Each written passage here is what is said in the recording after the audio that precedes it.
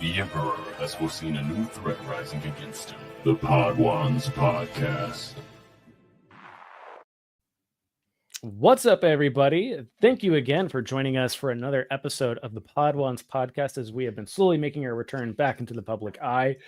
We got blessed this week with bit after bit after bit of news about the new, much anticipated Andor Season 2. We did get a sizzle reel of a bunch of Disney Plus shows coming out at the D23 Brazil panel, which included things like Skeleton Crew. It also included things like Alien Earth, which I was personally really excited for. But we did get our first, as far as I know, first look into Andor Season 2 as far as like video clips. And it was only 7 seconds long, if that. I think it would fit in a vine is what we got. But it was really cool what we saw. We also got the Empire Magazine. Was that right? Yep. Empire Magazine had the 3 characters that will be in Andor Season 2 being Cassian, Andor, Mon Mothma, and the surprise of Orson Krennic returning to the screen. Everyone's favorite person to hate in the world, Orson Krennic, which apparently will be coming back into Andor for Season 2. And obviously we have characters like Alan Tudyk's K2SO returning. There's just a lot that has been going on with the news of Andor. So I'm excited to talk about that. There's a lot to talk about, what we think will happen, what we're hoping is going to happen, who we're going to see, who we're not going to see, who's going to make it out alive. I'm really excited, but let's get into who we've got with us today. I'll start with you, Mr. Harith Productions at Harith Productions. How are you doing? Doing pretty swell on this Thursday. 3 back-to-back weeks with Star Wars news on conveniently on a Thursday. Been great. It's a good time to enjoy Star Wars. We're just getting lots of things to talk about, and we haven't even touched on all that stuff. Hi, Brooke. How are you doing, Brooke? I hope you're doing well today. It's good to see you. But moving on from Harith, we do have our lovely Luke Egan for Jedi Master Eggs. How are you doing? Quite good, thank you. That's great. You sound so happy to be What here. is this, ASMR Podwans edition? I was What? just gonna fucking say that. I was like, what? Everybody, this conversation is gonna be like this. Today on Muted. NPR's episode Muted. of What is Happening with Star Wars and the Implications of Political Intrigue. I'm just kidding. Yo, I would fucking listen to that. But that being said, talking about fascism today. not only is Luke auditioning for his NPR debut, we have Alanis at how many usernames do you have now? At this point, we're just gonna go with Not a Kyber, and we're gonna run with it. Perfect. I think that works great. It's great to have you here. It's been a minute, I think, since you've been here. It looks like you're in the exact same room as Luke is, which is crazy. I think the last time each other's arms. correct me if I'm wrong. The last time you were on the Podwans podcast, the distance between you two has shrunk from 1,200 miles to 1.2 meters. Correct. I was actually thinking about this as I was making dinner for the both of us. I don't know if I've been on this podcast since we've been engaged. Wow. Or even like moved in. Yeah. I think moved in's more Moved accurate. in. Yeah. I Yeah. think you guys were on once when you moved in. I feel like you hopped on one after Luke proposed. So I could be wrong, but this is the closest you two have been on this podcast, which is great to see. Also, you have a very nice apartment. I like it. I've been there. Thank you. But you on the East I miss being on the East Coast too a little bit. I don't miss being in New Jersey though. Sorry. Ooh. Boo, tomato. Anyways, the topic of today obviously is Cassian Andor. So, man, I cannot express in a single episode of the Podwans podcast how excited I am for Andor season 2. Andor is a light year ahead of my next favorite live action production from Star Wars. I love them all, but Andor just really, really hit the nail on the head with me. And I've been waiting for season 2 since basically Andor season 1 finished. But I guess I'll turn it over to you guys. Like, are we excited for this? Are we nervous for this? Are we skeptical on how it'll turn out? I think after getting so many untangible Star Wars crumbs for so long, it's so refreshing to get something in my hands to be like, oh my gosh, okay, this is coming. This is real. There's a photo shoot. There's a sizzle reel. There's real. There's real. And I think in the spirit of, having so much misinformation with Star Wars, this is something I'm actually very excited for, and genuinely the reason I'm like here and like on the internet after literally not being on for a year and a half. So, oh my God, Chase, they're coming to take you. Yeah, Empire's here. This is the downside of living in a downtown area, like literally the downtown of Seattle. I thought you were gonna make that into a joke. Damn it, that was a missed opportunity. I'm sorry. Brooke's right. I am also here. We will get to that. I can't wait for the Agent Callus conversation, as always. No, like I totally feel you. It's the one thing we did talk about last week that I think is worth noting is that yes, I think the news of a certain whatever Star Wars project that could possibly happen with whatever director, whatever producer, whatever cast, like it can get annoying to just hear things over and over and over again. I think that is partly just the advent of social media and basically every boardroom meeting at Lucasfilm getting leaked onto the internet. But I also think like we do have a decent amount of Star Wars stuff coming out like that's tangible and real on a pretty regular basis. Like it wasn't that long ago since like The Acolyte came out, and then before that, it wasn't actually that long ago since Ahsoka came out. So it feels like a millennial ago, and it was not that long ago. It was pretty recent that we got Ahsoka, and I think it's so hard the way that we kind of like live in this modern age. We lose track of that. But you're 100% right. Like it's just so nice because we feel like we've been bombarded with speculation of so-and-so working on this Star Wars thing. And it's just like, yeah, I really just want the real things to happen. And like Andor, not only is it just, they've told us they're doing Andor season 2. We saw parts of Andor season 2. And that's what's important for a lot of people. I'll be honest with you. In a way, I think this break from Star Wars is almost refreshing because as you were listing off all of the things that, we've gotten, I forgot that Ahsoka was called Ahsoka. Like it really took me, and that's so awful. Like, and that is like, I really in my brain just was like, wait, Rebels. Like that is how tangled together, and like Tales of the Empire's in there. Like, yeah, Tales of the Empire. Vision season 2 was not that long ago. Vision season 2 was pretty recent. I think it just turned a year old, like last month, I think. That's fucking scary. Like, and I think a lot of those projects got swept under the rug and got so much nuance and hyper just criticism because there was so much. There was so much. There was so much that it almost felt like they were just cannon fodder. Yeah. Whatever stuck. Yeah. And I think there's a pro and a con to that because like I think I can't remember who I saw. Someone brought up like the dark ages of Star Wars, where it was like you went 16 years between episode 6 and episode 1. And we don't go 16 hours without something new happening in Star Wars these days. And so like I have no problem saying like I don't think that everything that has come out has been like the most mind-blowing thing that I've ever seen. Like while I liked Ahsoka, it did not stick with me the way that I think it stuck with a lot of people. I was super excited to see Hera and Sabine and Ezra in live action. And like we've seen Ahsoka, we've seen Rosario Dawson play Ahsoka, and she's great. But like there was things in that show that I thought were really cool, and I enjoyed it. But like overall, it didn't really do much for me. But yeah, like it is crazy because like I do think you need time to let things digest. I really think Yes. like it's crazy that like the discourse of the Acolyte was insanity, like to the T.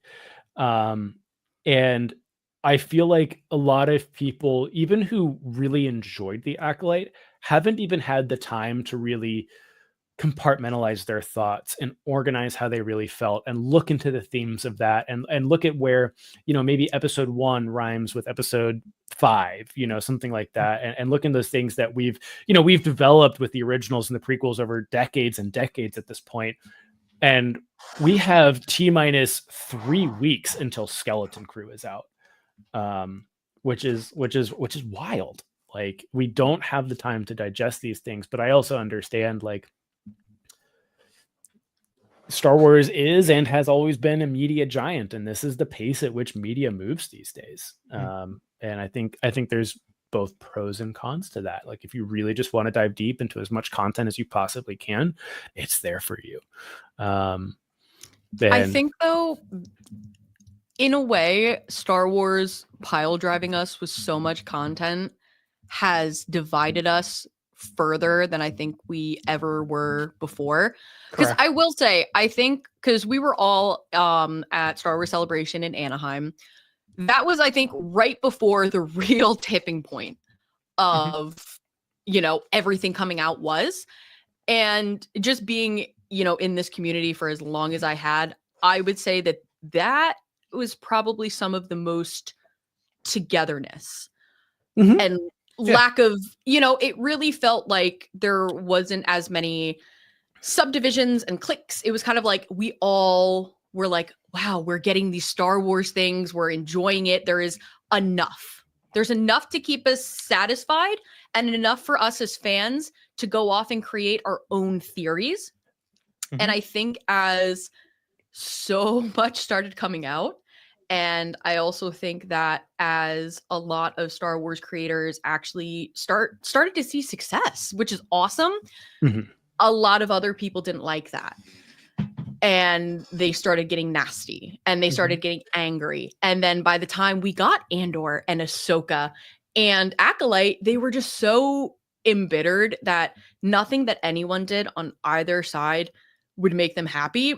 And with Andor season 2 coming out, that is my biggest fear, is that people on the internet and in their own little spaces have created this identity for themselves around Star Wars. And I hope that with Andor's very positive reaction that it had, you know, for its myriad of reasons, as opposed to, you know, Ahsoka and Acolyte, and I get it. You know, I am very curious to see if this is a leopard eats own faces moment or not with the fandom. I think everything after Obi-Wan Kenobi was mid. Just kidding. I mean, that would be a pretty no, it is funny you said that. It's funny you say that, Luke, because Alanis brought up, like, the most together the fandom felt was like Celebration 2022. And I think that's I think that, you know, some of that comes down to our personal, like, TikTok community that we had built up over those 2 years, 2020 to 2022, and those people that, you know, have come and gone and joined even after that. Is that was the premiere of Kenobi. Like, we all flew to Anaheim not seeing the Kenobi show. And the amount of, like, Kenobi feels forever ago. It does. And it does. We're a little over 2 years since that show came out. And it feels like it's been picked apart and dissected until the cows have come home.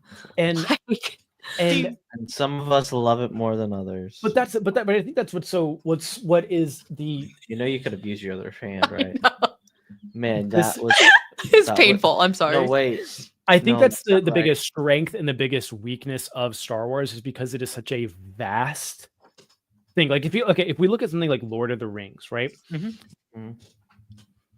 there's people who definitely dive into certain segments of Lord of the Rings more than others, right? Like there's some people who are really into the hobbits, there's some people who are really into the elves, there's some people who are like into the weapons and the magic in there, but it's not like Star Wars where it's like there are people who are into the Jedi, and then there's people who are into just the ecological planets of Star Wars. There's people who are into the politics of Star Wars. There's people who are into the rebellion. Agent Callus.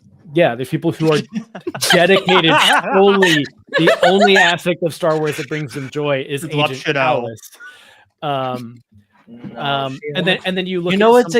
Absolutely. You look at the Chiss Ascendancy is a totally different sect of Star Wars, and I think that Star Wars is, there's. I don't want to say it's unique, but it is different from so many other fandoms because it's so vast. That I think, like, honestly, Star Trek is probably the only fandom I can think of, maybe Marvel, that has like, you have people who are 100% for Spider-Man, but they could not care less about the Silver Surfer, right? And I think those are maybe the only ones, but I think that like those are all their own little pocket universes, where as far as like interconnectedness, like Star Trek and Star Wars are probably the two ones that like really have those like pockets of their own fandoms that go that deep, which is why someone like me who's like, Andor's the greatest thing we've seen with Star Wars basically ever, and then Luke is like, no, it's Kenobi.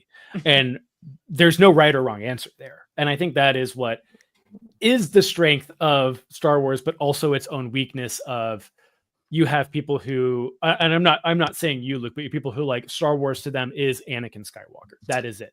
And because there's no lightsabers in Andor's trash. Is that the weakness though of Star Wars or of the fandom?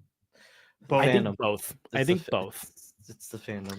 Because in a way, my gut is to blame the fandom for not being able to have civil discussion, nuanced discussion. Yeah, I wanna know how you think it's Star Wars' fault. Because because they're a corporation, I never want to give them credit. But right, I think it's Star Wars' fault, and I don't want to say like fault as in like it's not. It's a hole they dug themselves into, right? That it's just the product of what they made. Because something like the Jedi versus the Sith, while yes, there's mirrors and echoes into the rebellion versus the Empire between those two conflicts, they are wildly different things. Like the mysticism and spirituality that goes into the Jedi versus the Sith, like kind of goes into the rebellion versus the Empire. You can talk about the spirit of the rebellion and what hope can do to an individual and what it drives them to do. But at the end of the day, we are looking at blasters and X-Wings instead of lightsabers and the Force.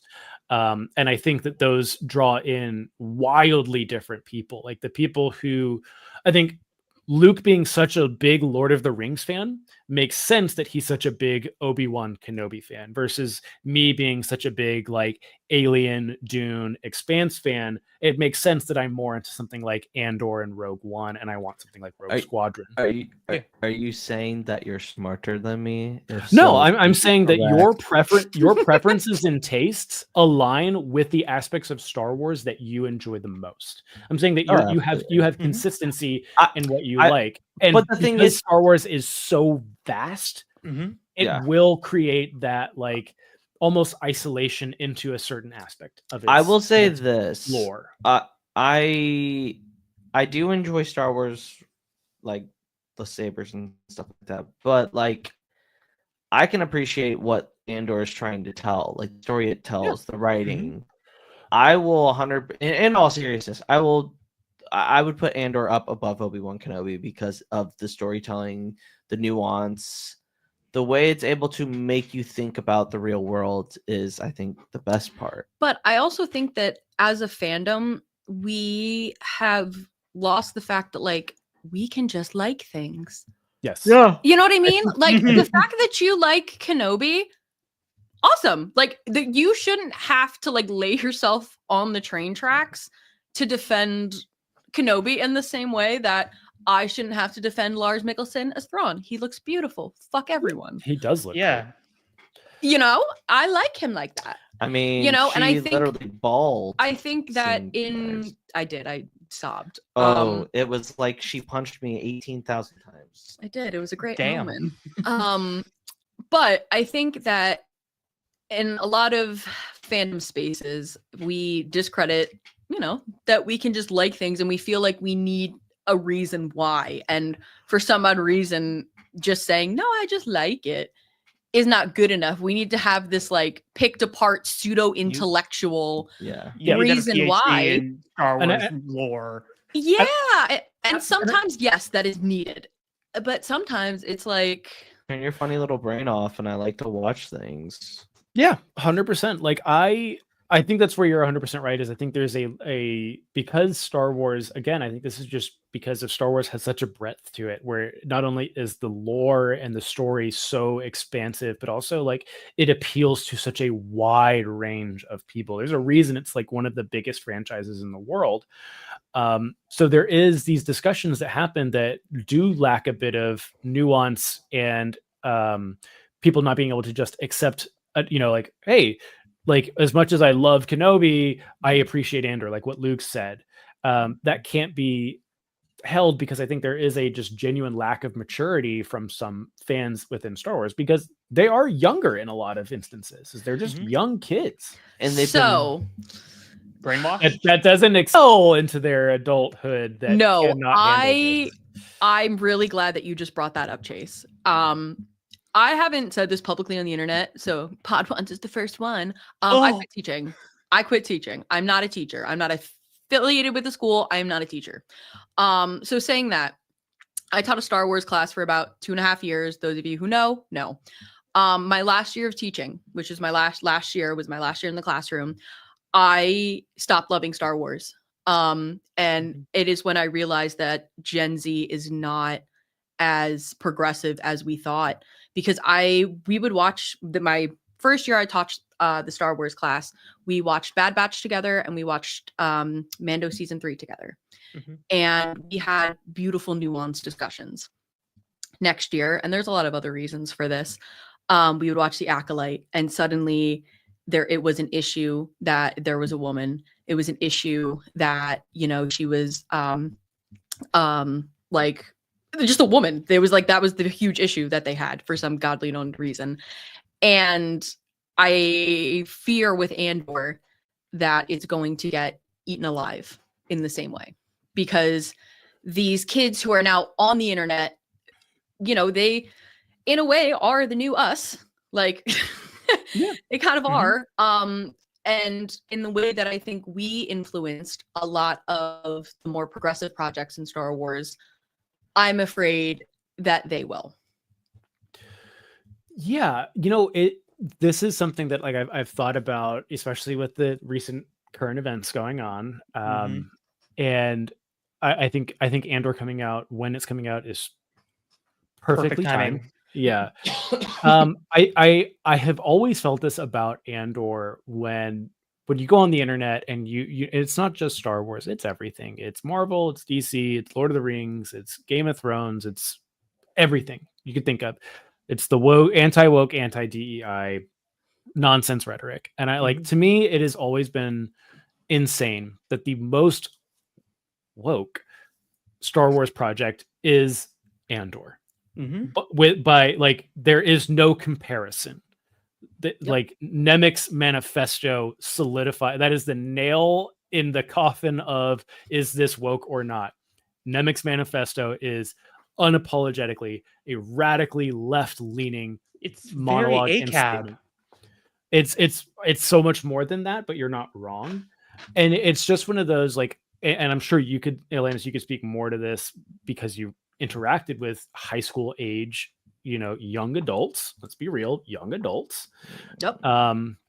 That's who we kind of see on the internet a lot of times. Like I've, you know, going through TikTok lives and stuff like that, you know, it's like, look, you can tell from a voice generally the age range of someone. And the conversations I've had with these younger kids is when they have an issue with woke and DEI, it almost always exclusively is in reference to gender, sexuality, race, And 1000%. yeah, And and the it's not thing- about the politics, the actual politics.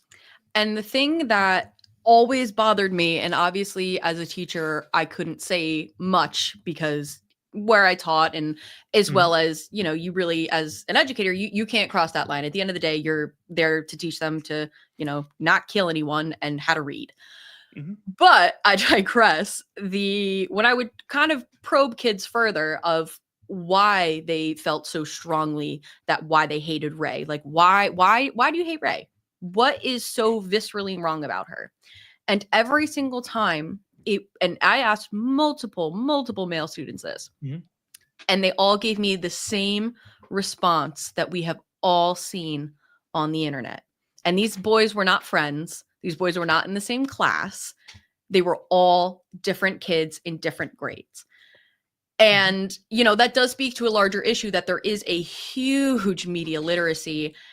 And actually, I'm going to backpedal that. It's not really media literacy. It's critical thinking. Because 100%. you need to be able to critically think, to read something and say, that's not real news. That's maybe this article from Screen Rant talking about Rey isn't real. You know, we're missing that. Or checking Checking anything. Yeah, I think we're making sure that Or things are questioning creators you listen to. What a concept. yes, 100%. And I think because we have also not be able to just like things, we've lost the ability to interact and discuss. And since we've lost that, we've lost the ability to critical think. Because let's just assume that I came on here and I was crazy. And I was like, the Empire is great and I love it. No one clipped that. Anyway. And the broadcast. Cut the clip. So if I came on here and said that, because you guys are human beings, there would be a discussion. And hopefully, by the end of it, I would either know that this is not a space that I can be in, or maybe my mind is changed. But the issue that we have in fandom is that we can't even get to that point. No, it's groupthink. Because the first thing we do is either, I love this and it's the best thing ever, or I hate it, it's disgusting. Like, there is no in between. So there is no room for discussion. There is no room for change either way. Yeah, It's I agree. 100% herd mentality. It's, oh, this person said this first, I'm going to just follow them into the void. This creator said this, so I think this, or I listened to this person say this and they kind of make sense, so I'm going to adopt that as my own opinion and then spew it on the internet and then not really Here's the challenge other it. thing though, like when you say that, like I feel like Pod Ones, we've been pretty transparent when we've either liked something or we've hated something. I don't think there's been a project where we've all absolutely loved it. For example, Char hates Boba season Fett. 2. Bad Batch season 2. Yeah, love Bad Boba Batch Fett. season 2. He hated Bad Batch season 2. I was pretty critical on Boba the end Fett- of Boba season Fett- 3. Season 3 I of Bad hated Batch, I hated Boba Fett. I think Boba Fett is the most overrated show, and I think it should I have been wouldn't call made. it overrated. I would say most people agree with you, Luke. I feel like I'm very much in the minority for liking that show. Yeah. And that's fair. But like mean, we can agree yeah. to like not like the same things and Yeah, at the end like of Not the calling day, each we're- other slurs. Yeah, That's like- the like- point. Yeah, That's the point. And this is something that like I don't think is necessarily something that we need to dive into, but it's like I do think that in the climate that you've just discussed that exists in your classrooms of last year and the year before, is like I do think, as unfortunate as it is, I think we do need to be more careful as to how we talk critically about certain things, because I think a lot of that stuff can get used against us in a way. Like if I come in here, if I were to come in here, and I'm just going to throw this out there, I love The Last Jedi. Let's say I didn't like The Last Jedi. I really like The Last Jedi. Okay. So let's say that works perfectly. Let's say you decide to hop on TikTok and just dog walk Last Jedi, even with genuine heartfelt complaints that like you feel to your core and all of that. The issue that I have seen time and time again through social media is people who I know have genuine complaints and are having a good faith argument about a thing that did not work for them. They did not enjoy it for a number of reasons. You go into the comment section and you have the worst people in the world agreeing with you. You are validating and solidifying the people who already have a distorted worldview. Yes. And they are taking, and the best way I can put it is you are involuntarily making, I'm just going to say it, right-wing propaganda. And it's when I see, and I'm not going to list names because it would take forever. The people who go on and on about the things that I think are genuinely positive people, and they go on and on about what they didn't like about Andor, what they didn't like about the sequels, what they didn't like about Mandalorian season 3, or what they didn't like about Bad Batch season 2. Is I think a lot of it, as much as I want to have these nuanced conversations, I want to have a conversation with Alanis about The Last Jedi. I want to have a conversation with JJ about The Rise of Skywalker and have these adult, grown up, mature ass conversations about what works, what doesn't work. How can this franchise move forward in a positive direction that, it's no one's going to ever be 100% satisfied. That's impossible. But I want to have these conversations, but we cannot. And I think that people wanting to have those conversations where they have every right to want those conversations are hurting themselves and everyone around them by continually perpetuating. Let me tell you why random Marvel thing stinks. And it's like, I don't think that this is the time to have these conversations anymore. I want to get back to that place. Let's get back to that place first and then have those conversations. And this is kind of like maybe to segue back into Andor season 2 is that I will 100% hope that Andor season 2 goes further than what Andor season 1 did with its political statements, with how it frames the Empire. I hope we see the Empire be even worse than what they were. I want Narkina 5, the prison on Narkina 5, to seem like a playpen compared to what we know the Empire is capable of. And this is one of those things. I want to be able to shove this in people's faces and be like, if you complained about Rey being a woman, you complained about Mother Anastasia touching the cheek of her partner, I want to be able to shove Andor in people's faces, because I know people that like have made those complaints about the Acolyte, made those complaints about the sequels, about whatever you want to talk about, and they're like, oh, but Andor was really well written, and I'm like, Andor went so over your fucking head that it's ridiculous, and that's what I want more than anything. And while we haven't really gotten any clues that that's what it's going to be about, and obviously that show was written and put in production years ago at this point, most likely, right? A year and a half to 2 years ago. It was filming during London. Yeah. So obviously the current events going on right now that have been happening like in the past week and also the past year cannot necessarily be touched. But I also think that Tony Gilroy and I think the people who did work on the sequels, I think the people who have been working on Star Wars thus far, both writing shows, animated series, books, have been looking at current events and writing their stories to line up with those current events. The same way George Lucas did in the originals and the prequels. I do think that one of my favorite things about the sequels, about the First Order, is how reflective it is of the MAGA movement. Yes. And I think that over time, I think that is what will help the sequels age.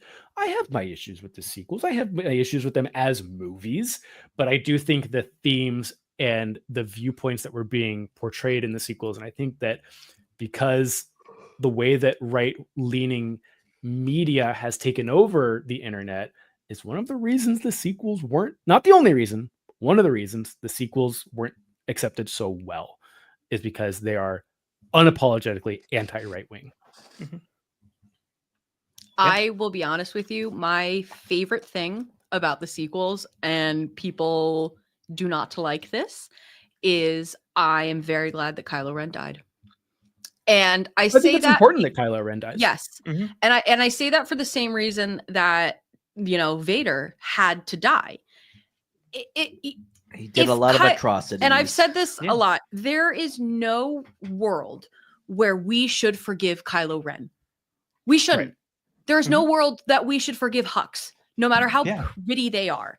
And that's what I fear with, this celebrityification of politics. No.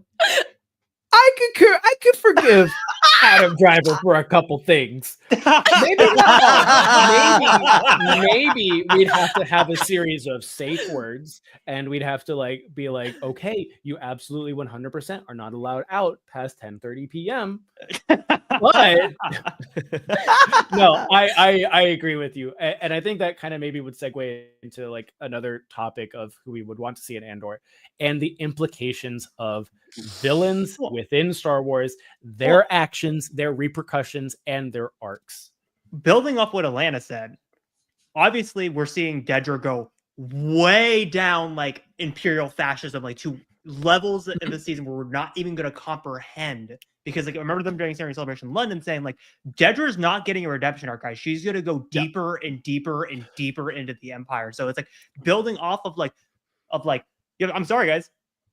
Dedra needs to die this season or get set up to die. Stardust M posted a video kind of talking about what she's hoping for. Obviously, Stardust M is the resident Andor and Rogue One fanatic. Props to her. She'd had a prediction, and if I had a bingo card, the one thing I would want my bingo card to match with M's is Dedra does not die this season. She gets stationed on the Death Star. Yes. As a punishment. Not as a punishment. It's she not just does it out of punishment. loyalty. It is an honor. It is a privilege within the Empire. Your own face. Yes. We do not see her die. We are told she will die, but we will not see it. She will, maybe it's the last episode, and I really hope that this comes true, because I think it's such a good reminder of there's no winning in the Empire. No matter how you look at it, you do not come out a winner within the Empire.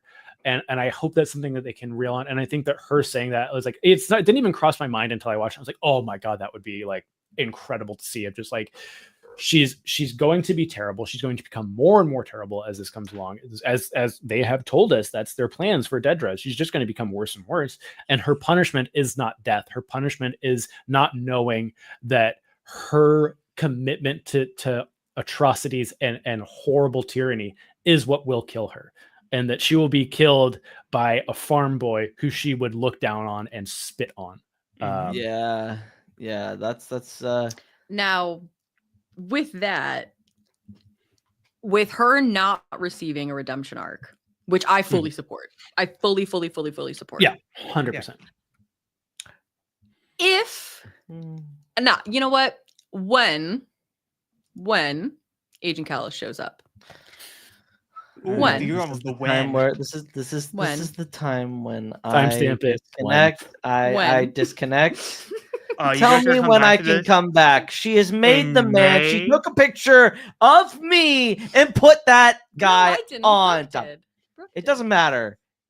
You still have it as your profile. No, so picture. what I do want to say is one of the things that really drew me to Agent Callus first was he, for me at least, was one of the first characters I saw get beat up in the transition from light to dark. That time when he was Fulcrum, that was not easy. And yes, because it was an animated show, they're 20 minutes, they were kind of limited on the struggle that they can show. But I always think back to that shot. See, I told you, Luke. Brooke did it. I think to that shot where he's washing his hands and he looks up at the mirror with this just dead eyes. I mean, Thrawn beating him up, Ezra and Kanan throwing him through the glass. And then him watching Lothal get completely bombarded, and everything that he just worked for just blows up right in his face, presumably. And so in a way, you can definitely say that Callus got off easy. He literally like was there when Tarkintown was burned. He was obviously there for the cleansing of the Lasat. Like there is a lot of things objectively wrong with Agent Callus. So if we just take into account his rebels transition and the, I guess, quote unquote punishment that we saw on screen, even though he is one of my top 5 favorite characters in the world that we live in, I don't think that is enough. I don't. So here's a question. How do we feel, like, kind of thinking about, because I think one of the biggest things in at least Rogue One is the thing of us talking about like when Cassian says, "Oh, we've all done. You don't think we've done like horrible things?" I think that is something that I'm looking forward to seeing in Andor season 2, like seeing what does that line mean. I think we're gonna see. I think we're gonna see Cassian and Luthen specifically, and I hope. And we've already seen Mon Mothma suffer with her daughter, and I don't think we need to see her suffer any longer than that. Yes. Like I think that is so unimaginable and unspeakable of having to like make that conscious decision that like I think Mon Mothma gets a free pass for season 2. So I think we're gonna see Cassian and Luthen. Luthen definitely dies this season. And he's going to die horribly, and it's going to be heartbreaking. But I think we're going to see both of them do terrible things. But I think that kind of like, I think that echoes because like obviously, you know, you have a very strong affinity towards Agent Callus. I do hope he shows up. I think he fits really well into the narrative and themes of Andor very well. I think that Andor has succeeded so heavily on not having cameos or just like, yes, there are characters that have existed within Star Wars that exist in Andor, but their role in Star Wars is so far detached from Andor. You don't even want to get me started on how perfect he would be. No, because I do agree. It's the most Tony Gilroy coded Rebels character. Yeah. And for me, like, and I know I've talked about it on this podcast, I've talked about it for it, like my favorite character by far is Yrica Quell. And like, I'll give the rundown. Yrica Quell was a TIE pilot that participated in Operation Cinder, the basically liquefying and glassing of civilian worlds to protect the Empire and in the Emperor's name. She murdered an incalculable amount of people on the planet Necronus. And she defected from the Empire after dropping bombs and blowing up facilities, defected from the Empire, went into the New Republic and was recruited because the New Republic was desperate. And she spends the entirety of the 3-book series that she is in dealing with those consequences, hiding those facts, and having very difficult discussions with people, kind of having to like break down in front of people to like atone for the sins. And this is not a spoiler. I mean, it's kind of a spoiler. She has to face her crimes, and she makes it out okay and is personally disappointed with the results. Like she is like the embodiment of the tortured soul. Like she is waiting for the death sentence, right? She is waiting for the New Republic, for Mon Mothma to, you know, strike down the gavel and say, no matter what you have contributed to the New Republic, it does not account and it does not make up for the people's lives you took on Necronus. And that doesn't happen within the New Republic. And she has a very hard time dealing with it. And there's a conversation that happens very close to the end of the series where she's having a conversation with one of her squad mates. And she's like, I don't agree with it. I don't agree with the life I live anymore. And because she's living a life of peace. And she's like, I don't feel like that's right. And that's one of the things why she is one of my favorite, if not my favorite, if not, you know, one of my favorites, right?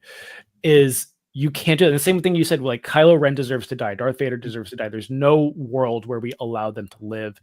And there are circumstances in the world. And I think if you like taking it out of Star Wars, if you look at something like Schindler's List, like Oskar Schindler was a prominent member of the Nazi political party. And it was his sacrifices towards the people he lived around that were being persecuted and executed is why he was able to absolve himself of what he was a part of.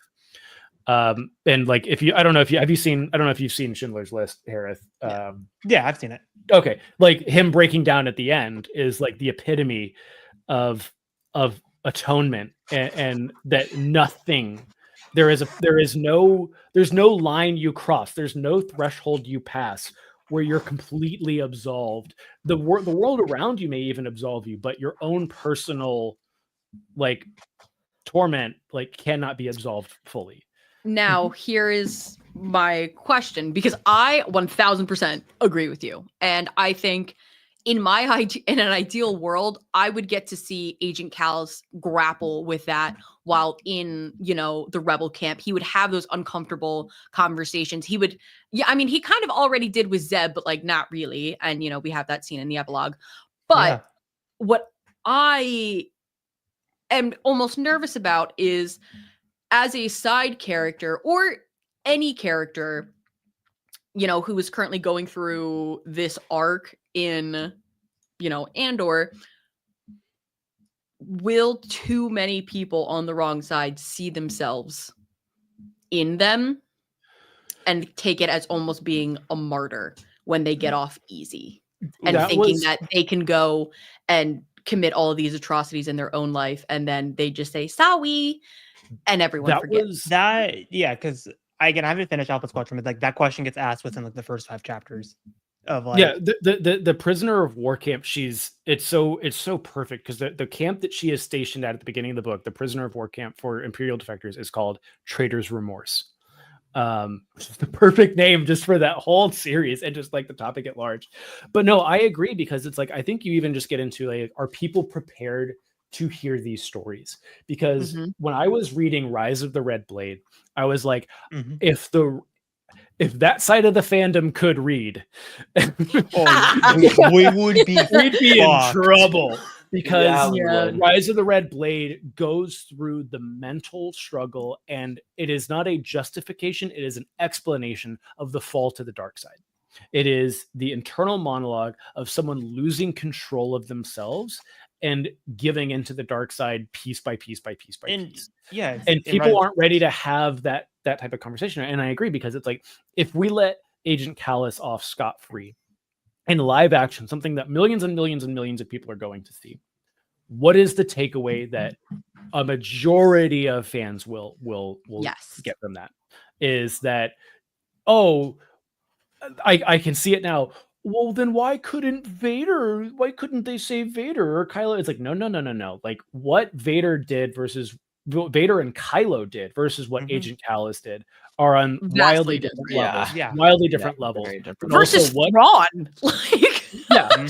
What Agent Callus did is, in the eyes of millions of people that he directly affected, unforgivable under any circumstance. You cannot forgive what Agent Callus did. There are individuals that will forgive Agent Callus, and the fact that there are individuals that speak with Erica Quell about what she did, and there's like, it's my one criticism about Alphabet Squadron is that she's never brought face to face with a person from Necronus. And that's the one thing I would say is that would have made that book series infinitely more impactful, is if she had to come face to face with a family member of the person that she affected. Which is interesting, because again, the only people that come face to face with the people that they hurt indirectly is Vader, because him and Luke, kind of Kylo. He does not. Barris as well, and Tales of the Empire. Barris. Yeah, so we do kind of see that throughout Star Wars, a little bit more. I guess the comparison is that Vader never truly comes face to face with Leia. In the original trilogy, and I think that's the difference, is that Luke was not direct. I don't mean this in a callous with a C way.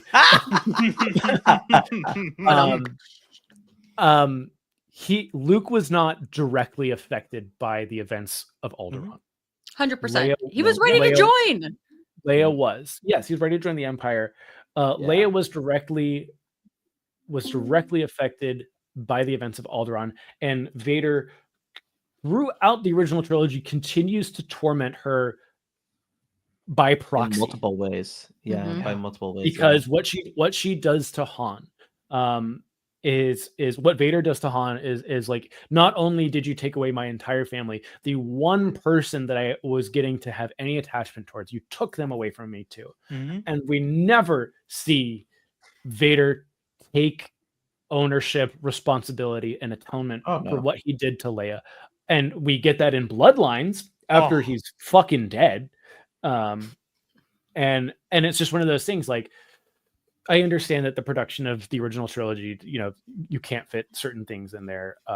But like, no, this is something that I would love to see Callus or any other character. I want them to come face to face directly with their sins. And you get a little bit with Callus in Rebels, a little bit. But A little bit. There's so much more you can Yeah. explore, and Andor is such a good outlet to explore those themes on. Do we think that we could maybe see, instead of Deidre, we see Cyril? I was literally about to say that.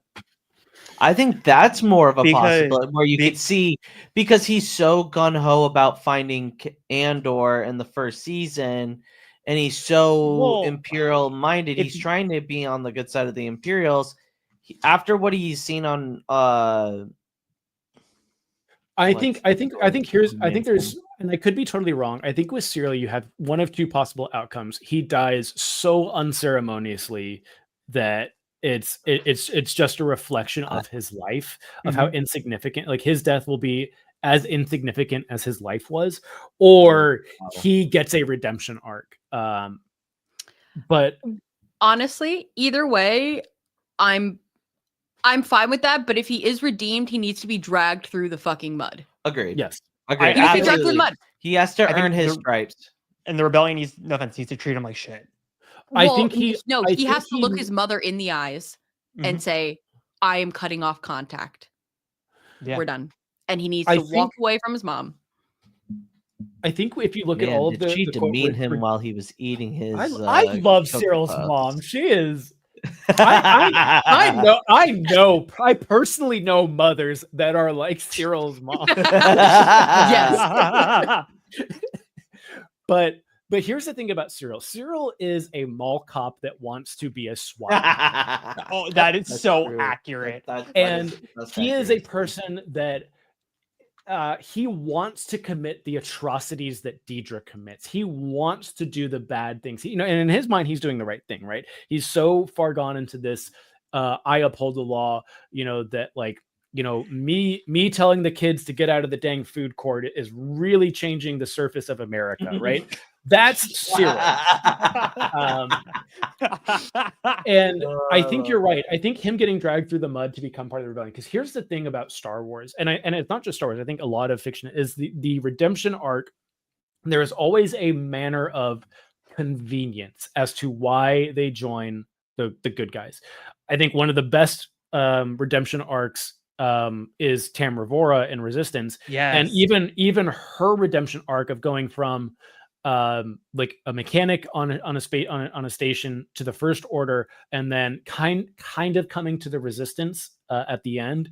There is a manner of convenience, as of there's no other choice here. You have it is death or the Resistance, the rebellion, instead of what we're kind of seeing with Cassian, as that I do like about Cassian's character is his life is not necessarily in peril for him to join the rebellion. It's just the world around him is falling apart. He doesn't see it, but he slowly starts to.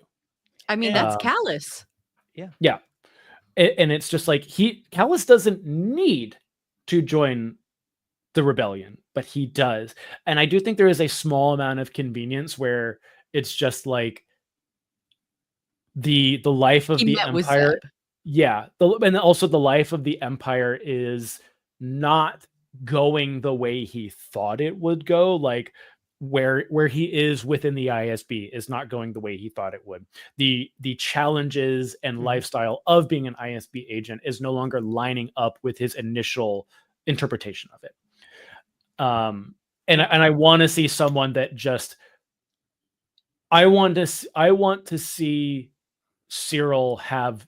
I want him to see Dedra do something so insanely evil that it just gives him the 1,000-yard stare, and he has.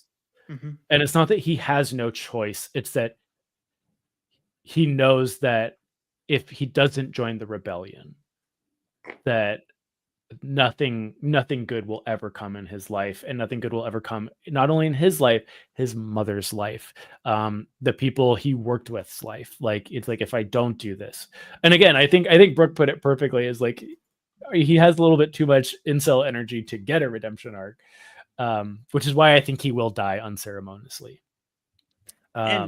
But yeah, like I remember in this, like, because again, we got like the sizzle reel back at Studio Showcase that was only showed to the people in the audience. I remember seeing a shot, because again, the entirety of the first season, we didn't see Cyril like in a civilian clothes at all. And there was like this really mysterious shot of him like in a sewer talking to someone, but he's in civilian clothing. So I would not be surprised if like he gets picked up by like the rebellion and he's like working undercover, like that's not true. We saw his silly little slot tie when he was working at the office. But that's still imperial. Like, I mean, outfit. It's an imperial It's an imperial corporate uniform, but it's I will say though, I will say for the record, if they give him a redemption arc, I will lose all hope for Agent Callus because they won't have to. No. Yeah, they will not have to. I also, or if it's Agent Callus, it'll just be a name drop. I think, like, and I know this is going to be heartbreaking for you, is because it's the same thing that I think that like we lose track of very easily, is that these live action shows are going to be viewed by millions upon millions of people who have never even heard the thought of Agent Callus, and dropping people into like the middle of a redemption arc for a character that they don't know exists could probably be a little bit jarring. Oh, I don't think we will get, like, just looking at timeline wise, we will never ever see Agent Callus's redemption arc flesh out on screen. It's gonna be. I'd like to see it in a book. Yeah, it'll probably never happen. If it happens in a book, it's because someone at Lucasfilm or Disney hired me to write it, because who the fuck else? But I think with Agent Callus being on I could screen, see more Rebels themed book coming out on an anniversary. Yes. I think if he were to come on screen, it would honestly be a very quick cameo. It would be like Agent 021 report to wherever. Or I always thought it would be like you're doing a mission for Fulcrum, we're pairing you up with this guy, Callus, and then throughout the episode, Cassian is slowly putting the pieces together about he was a former Imperial, and that causes tension with each other. That I would love. Would you be okay with just the Fulcrum voice as Callus? Yes. Oh. Yes. I would throw myself off my balcony. I would not gonna do that. Don't worry. I'll like they just get his voice actor. It is just the Fulcrum hologram, and you know it's Callus, but it's that distorted Fulcrum voice. Off the balcony. I would love that. Him saying Cassian Andor. Off the balcony. I would love it. I think with them bringing in a live action Zeb, that is honestly the only reason why I still have hope, because why the fuck? Why, like, literally, why the fuck? He does. Zeb does just show up. Right. So where he's gonna be in Mando and Grogu, guys. In Mandalorian season 3, with Agent Callus. Zeb shows up in Mando season 3. It could have been anyone else in the world that could have said those lines, and they picked Zeb. Right. So it has to be a fucking reason, because for them to come up with that weird fucking puppet suit CGI bullshit, they need to have a fucking reason. He looked good. No, he does. He does. It just felt like I thought it looks good. Please. To me, looks good. To me, it felt like with Zeb and Mando season 3, it felt, hey, we couldn't fit him into Ahsoka. Sorry, he's in Mando season 3 now. Here's a scene. There you go. But, Shut the fuck up. But like that, and that's my thing. Like, because they put Zeb and they like by the end of Rebels, they literally tied their characters together. Yeah. They showed them together. They said, hey, Callus, we're gonna take you to this magical agent land where these people, for some fucking reason, forgive you. For some Zeb's a good reason. talker, I guess. What else? I wouldn't forgive him. That's just me, I guess. If he pulls the strand of hair down, everyone just kind of forgives him. Yeah, he just does like a little, and we're all like, yeah, fuck it. And then he gets like a bruised eye. He's like, oh. and He they're just like, runs straight, just like Zeb accidentally. he punches gets him the in pretty face. boy treatment. He's got the pretty privilege. He does got pretty privilege. So like for them to put it, like, you're right. They could have chose anyone. They could have chose literally a random. They could have literally picked a sound crew. Okay, all right. There's got to be a reason, Chase. There's got to be a reason. This is. I'm not saying it's going to happen. I think that the likelihood is 0.0000. They're not going to do the 1%. relationship. No. Do you think that if Callus came back in live action in Andor, when he comes back in Andor, because we now know there is another person coming, him having a interaction with Orson Krennic. So it's actually funny. Em and I actually, when we first started like talking like as friends and whatnot, we talked about that at length. Any interaction I'd love. Which wouldn't be out of the realm of possibility. The other thing I would like is Yularen, because in Rebels there is inexplicable proof. There is quotable evidence, because when Yularen meets Callus, he shakes his hand and says, "I have been watching you since your days at the Academy." They have a connection. In my personal headcanon, Yularen recruits him to the Royal and Imperial also Academy. in that episode when Thrawn starts being like, "It's Callus," Yularen's like, "No, it's not. It cannot be him. Like, if anyone else, it can't be him." He graduated second in his class. Thrawn graduated third. He was like, people discount that. He was an Imperial. He was a poster boy. He was a boy. I forgot how much I love him. He wasn't yet a man. He was a boy in that empire. Well, we actually don't even know when he was born. He's from 44 to I think 32 BB or BBY. Which is so much time. There's so much that can happen with this season that like I'm genuinely excited for it for a bunch of reasons. But like having just like the two people that we know are going to be in it, being K2SO with Alan Tudyk and then Orson Krennic, like. I don't care how big or small it is. Like, I think that you can certainly incorporate Orson Krennic, because I've said it before, is that I think that Orson Krennic is one of the most successful villains in Star Wars, as in the trope of the villain you love to hate, right? The one that like is like your Thrawns, your Kylo Ren's, your Darth Vader's. It's like there's something about them that you love and you want them to. There's that inner light that like, ooh, that there's a humanity to them. Yeah. There's no redeeming factor of Orson Krennic. Orson Krennic's a dick. Oh, he's the worst. Mm-hmm. It's one of those things when I say he's the worst villain, I mean that in a positive way. He's evil. He's maniacal. He's pathetic. He's untrustworthy. He's just every negative thing you could put together in a single ball. And I'm so excited to get more of him, because I genuinely loved him as the villain of Rogue One. He reminds me of Hemlock. He's such a good villain because he's the worst. Yeah, Hemlock is. He's not as smart as Hemlock, but I feel like Luke and I are on the same wavelength here. But you can feel also like Galen could also show up this season. Wow, that's weird. Which makes Hmm. sense, because if they're gonna, I don't want this to become the Rogue One show. That's yes, the thank one you. thing I don't want. It's not. But that's what it's leading up to. Like it makes. I know it's leading up to, but in the way that Rogue One was its own story, its own tale of events that bled perfectly into A New Hope. I think that Andor season 2 can be this show that is its own thing, its own line of events that's intriguing in its own right, and the characters you care about are the characters you care about because they are their own characters. Then it bleeds into Rogue One perfectly, and so you can watch Andor season 1 up into A New Hope, and it is this seamless experience, but it is 3 separate stories. Right, you So don't want it to here's be the other like thing. MCUification of Star Wars. I don't want it to be I don't want K2S. I don't want K2S to say, "Oh, that director Orson Krennic guy is the worst." Oh, he's right behind me, isn't he? Like I don't want it to be that bad. But I think- Brooke just read Catalyst. That book, it is a James Luceno James Luceno book.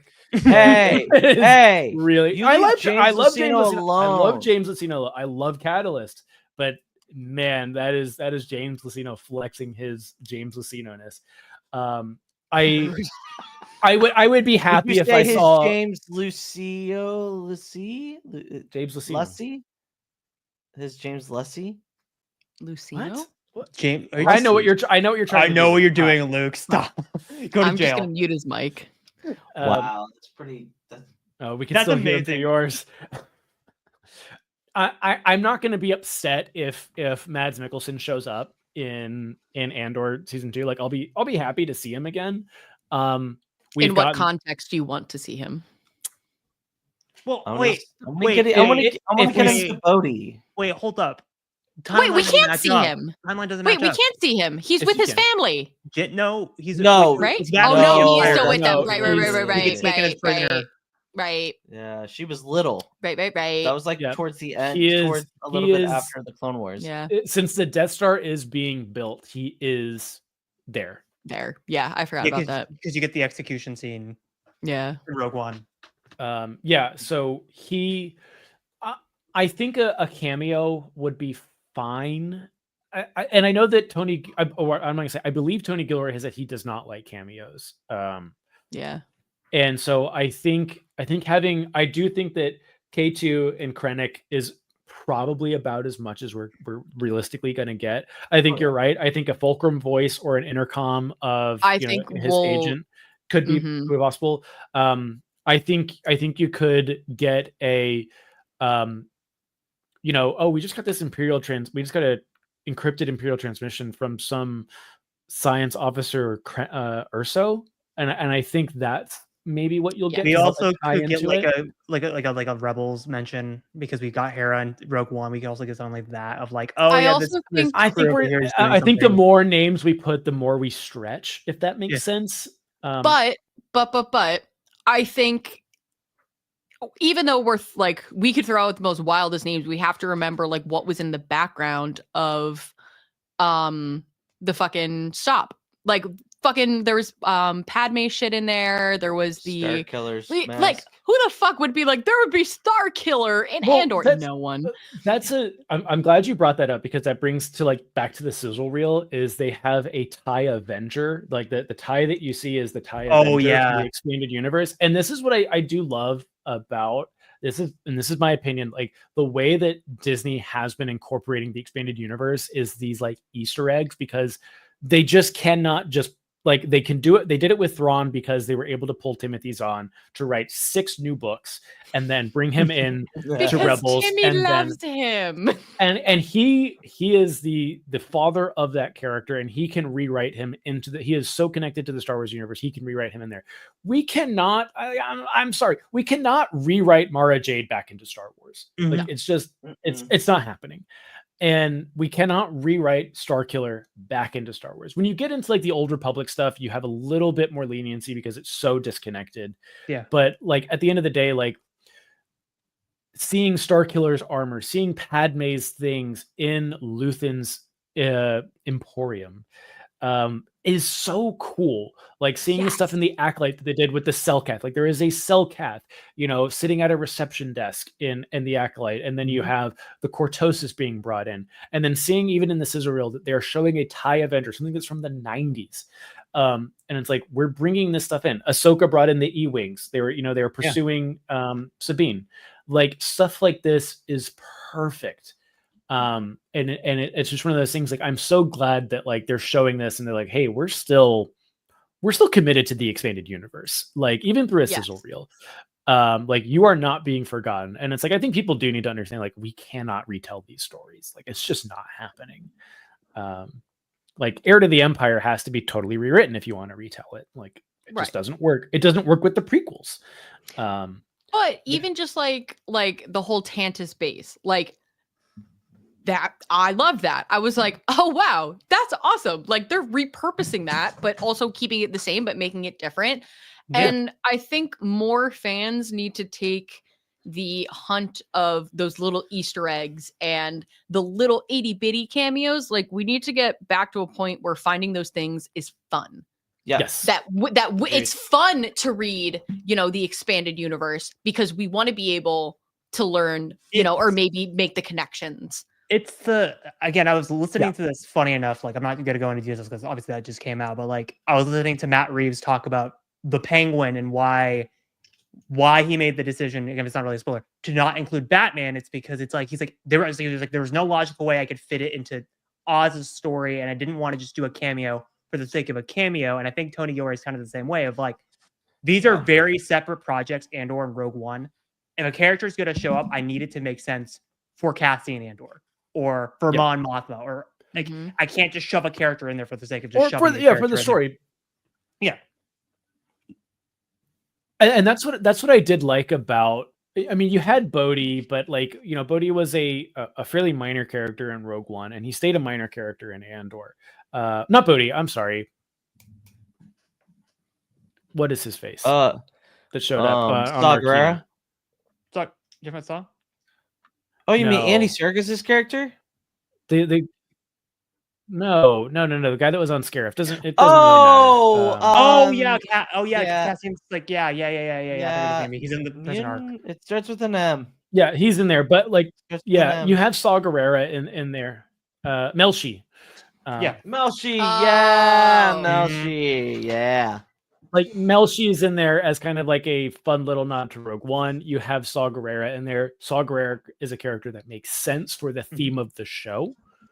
And then you have Mon Mothma, but also what I love about Mon Mothma in Andor is that she's so different, and that her portrayal fits her character, but is also the side of Mon Mothma that you've never seen.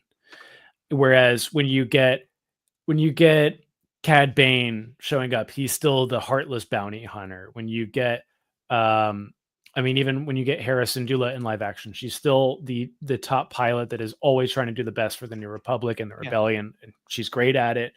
But these, like, I think even when you go back to Mando season 2, like, Ahsoka was Ahsoka. Like, that's it. She was Ahsoka. She's back being Ahsoka. And it was so cool to see a character like Mon Mothma, who we've had since Return of the Jedi, who was a fairly small role even in Return of the Jedi, like, have this whole new exploration of their character.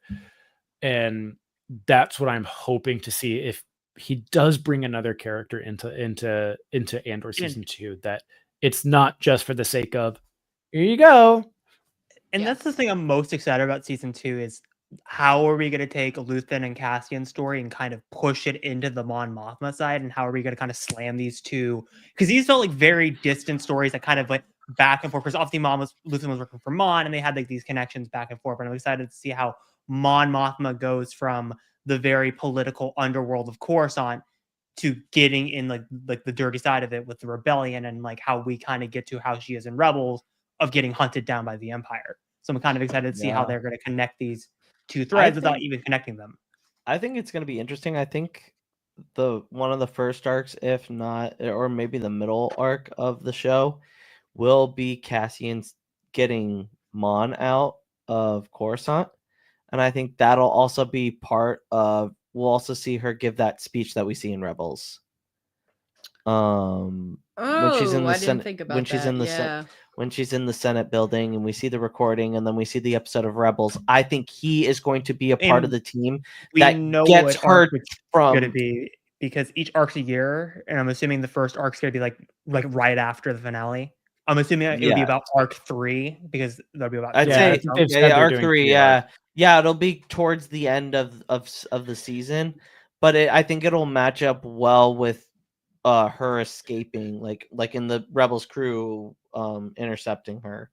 There's two characters that I do hope make it out of season 2, and that we were kind of left wanting a little bit more in season 1 is Cinta and Vel. Mhm. Yes. I want them to make it out. It's one of those things that I also kind of want Vel to kind of, not that she has to pay for it, but like leading that double life, right? Of the I am the boots on the ground, dirty rebel that, I'm ready to do the wrong thing, and you don't know how hard my life is to actually I have relations with the Senate. And like I remember when I was watching Andor for the first time, and I was like, that looks just like Belle. Oh my god, it's Belle. Like I like the way they did her makeup and the way they presented her, it felt like two totally different people, obviously Yes. intentionally. But I want to see that come to light. I want someone to say like that confronts her about that. It's just like, you live this incredibly privileged life and kind of almost masquerade it as though you don't, to get ahead in the rebellion. And like, not that like, I don't think she has the same things that she has to pay for that, someone like Luthen has to pay for, and definitely that Deidre has to pay for, and all the other characters we've talked about. But like, I think their relationship together, I think having such a, and this is something that Andor season 1 did really well, is having adult fucking relationships Mhm. Yeah. in Star Wars. Like, hey, sometimes Cassian just hooks up with someone. Like, Yeah. and Bix like is in a relationship that she's not 100% sure about, but she's still intimate with the person, and she still like Mhm. leans on them and relies on them. Cares with Tim. about them. But yeah, she cares, and it's like Tim's a fucking piece of shit, but He got what he unintentionally is a deserved. piece of shit. Oh, I think it's more complex than Tim getting what he deserved.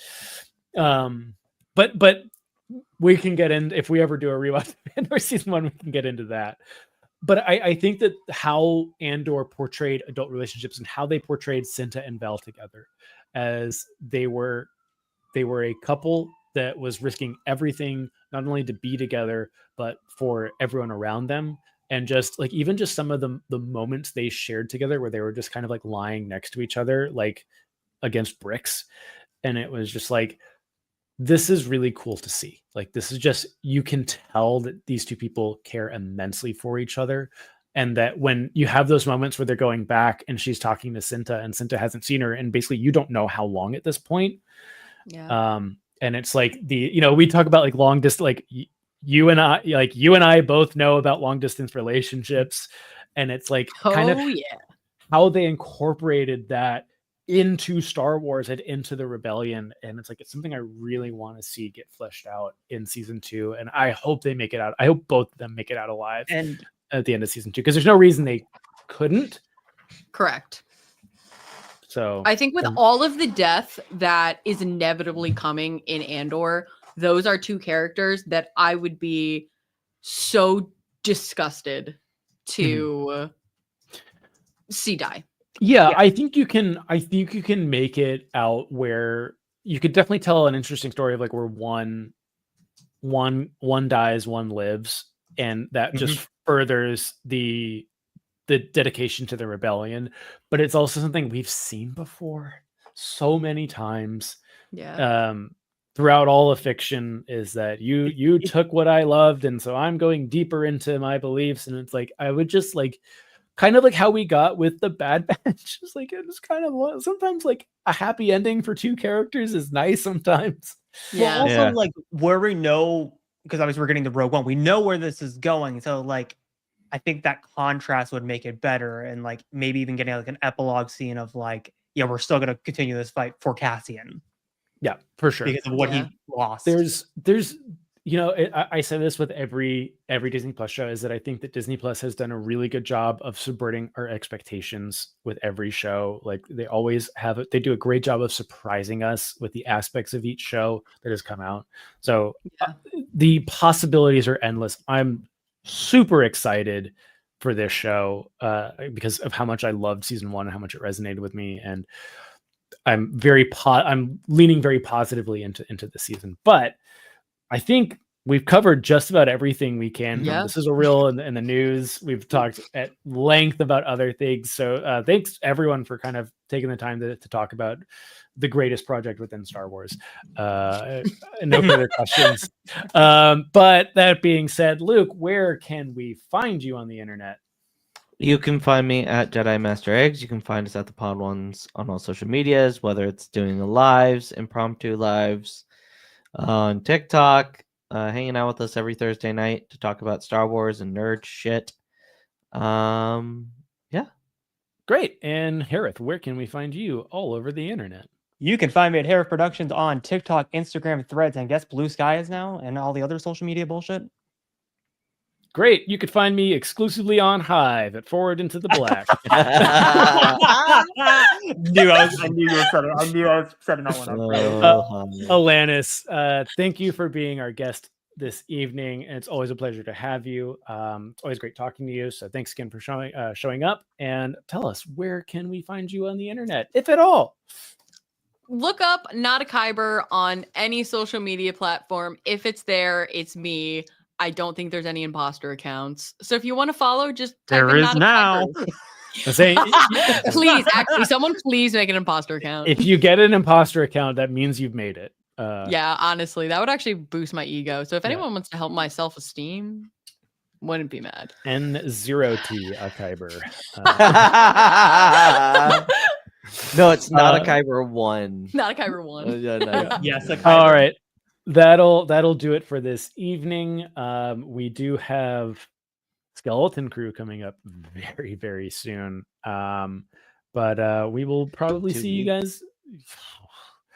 We'll be doing I think we'll be doing a predictions episode maybe next week is maybe the goal.